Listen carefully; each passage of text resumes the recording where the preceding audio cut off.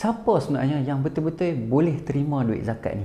Saya ambil ni, bukan saya sendiri buat pala tak tau. Tapi ada dalil dalam surah At-Taubah ayat yang ke-60 menceritakan siapa sebenarnya yang boleh terima duit zakat ni. Baik, yang pertama, fakir. Fakir ni sebenarnya dia tak ada pendapatan langsung ataupun dia kerja. Cuma pendapatan yang dia dapat dalam lebih kurang tak sampai ataupun lebih kurang 50% daripada keperluan asasi dia. Maksudnya contoh, dia perlukan RM2,000 untuk hidup sebulan. Tapi apa yang dia dapat tak sampai RM1,000. Yang kedua, miskin. Dengar macam, kita bukan selalu duk kata orang ni fakir miskin ke? Dua-dua title sekali kita bagi. Tapi sebenarnya benda tu berbeza. Miskin ni sama juga, dia kerja, cumanya pendapatan yang dia dapat tu cukup untuk tampung sebahagian daripada dia punya keperluan asasi. Dia melebihi dah 50% tapi masih lagi tak cukup. Yang ketiga, kita ada kategori untuk amil. Amil ni adalah organisasi yang menguruskan duit zakat tu.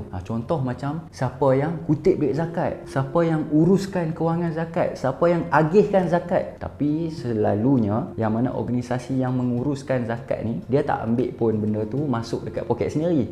Tapi selalunya dia akan gunakan duit tu untuk promosikan balik. Lepas tu kita ada fisabilillah. Selalunya bila orang dengar perkataan fisabilillah ni, nak pergi mana fisabilillah ni kan? Sebenarnya fisabilillah tu merujuk kepada apa yang kita buat ni nak menuju ke jalan Allah. Antara contoh saya boleh bagi, berdakwah kan, dia nak berdakwah tapi dia tak cukup kewangan, dia nak pergi berdakwah. Ataupun menuntut ilmu, belajar pun dikira sebagai fisabilillah. Yang mana kalau kita belajar dengan niat memang kita nak belajar betul-betul lah. Kemudian kita ada al-gharimin. Gharimin ni kita boleh bagi duit zakat kepada golongan yang ditimpa musibah. Saya bagi contoh, situasi hujung tahun, ada musim tengkujuh, banjir dan sebagainya. Jadi orang yang ditimpa musibah tu, dia termasuk dalam kategori gharimin ni. Dia boleh dapat duit zakat. Ataupun dia berhutang yang memerlukan penyelesaian segera oleh sebab masalah kesihatan, musibah dan sebagainya. Kemudian seterusnya kita ada ar-riqab. Ar-riqab ni kalau dulu orang yang merdekakan hamba.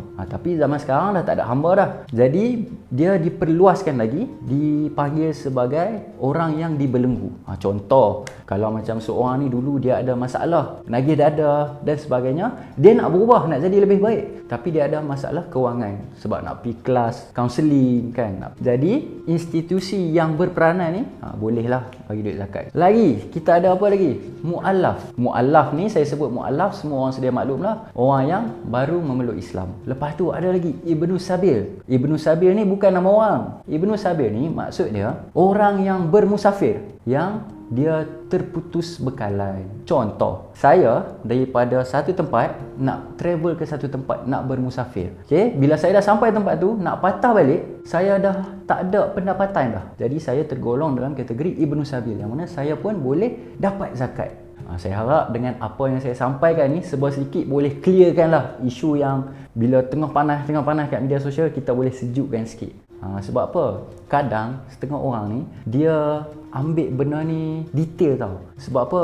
Dia sayangkan agama satu, dia tak mau duit yang sepatutnya kita bagi dekat orang lain dapat kepada orang lain. Cumanya kita kena take note, siapa yang betul-betul layak untuk dapat duit zakat ni. Barulah orang yang betul layak dapat akan dapat manfaat hasil daripada orang yang banyak zakat tu.